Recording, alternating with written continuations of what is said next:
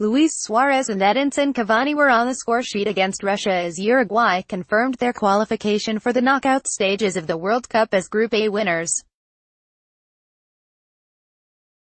But for Arsenal fans, Lucas Torreira was the only man who mattered. The Gunners are yet to confirm the arrival of the 22-year-old midfielder, but after Sampdoria president Massimo Ferrero effectively confirmed the £26 million transfer deal last week, it appears it is now just a matter of time before a deal is announced. That may have to wait until after the World Cup, with Uruguay storming into the last 16 with 3 wins from 3. Torreira was made to wait for his World Cup though, starting on the bench against Egypt and Saudi Arabia. For Arsenal fans eagerly waiting for a glimpse of their next signing, it was worth the wait. What did he do well? Quite a lot, as it happens. Deployed in a midfield three in between Matias Vecino and Rodrigo Bentancur, Torreira was tasked with protecting Uruguay's back three of Sebastian Coates, Diego Godin and Martin Caceres, allowing Bentancur greater license to roam forward and offer a hand to Suarez and Cavani in the final third when needed.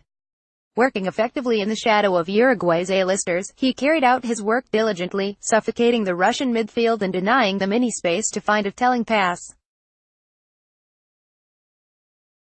Covering a tremendous amount of ground provided the peerless Godin with one of the easier opening 45 minutes of football he's had in recent times. His tireless ability to get across the pitch also gave fullbacks Diego Laxalt and Hernandez ample opportunity to get forward and support an attack, giving Uruguay their most effective attacking shape we have seen so far in Russia. Uruguay's first-half goals stemmed from set pieces, but it was Torreira's work deep in midfield that almost set up a third, pouncing on Igor Akinfeev's clearance to snatch possession before moving it upfield quickly to Bentancur, whose effort on goal was saved. His sharp range of passing in tight areas of the pitch was also notable, helping dictate the tempo of the contest in midfield. Against Russia, the team who had covered more miles than anyone else this summer, Torreira was integral in stopping them in their tracks. An even greater test of his ability to snuff out danger and maintain positional discipline is just around the corner, with a last 16 meeting with Portugal. What did he do badly?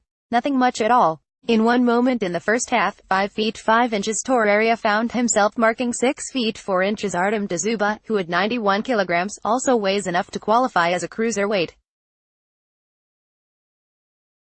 Hardly an ideal scenario, yet the diminutive midfielder did enough to put the towering centre forward off balance. A minor knock suffered late on in the second half looked ready to cast a shadow over his sublime afternoon, but the former Pescara youngster was able to finish the game after a spot of treatment and will be hopeful he has forced his way into Oscar Tabares' starting 11 for their next test. Will he suit Arsenal? The Gunners' inability to bring in a midfielder capable of protecting their defence has undermined their attempts to challenge for domestic and European honours for too long. Torreira looks very much to be a solution to that problem. While he has the ability to pick a pass, his positional discipline and superb engine shone against Russia. His telling ability to stop the opposition playing built a foundation for those further forward to wreak havoc. On today's evidence, he offers the protection, discipline and bite Granit Xhaka has been unable to offer in North London. What's been said? Unsurprisingly, Torreira is remaining focused on Uruguay's ever-promising campaign in Russia. Arsenal are a good team, one of the most important in the world, he said late last week.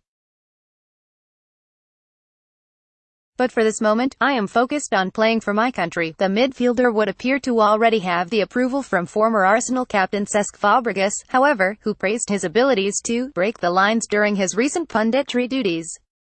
Mohamed Salah scores Egypt's first World Cup from open play since 1934. England vs Belgium. Romelu Lukaku suffers no further damage to ankle injury.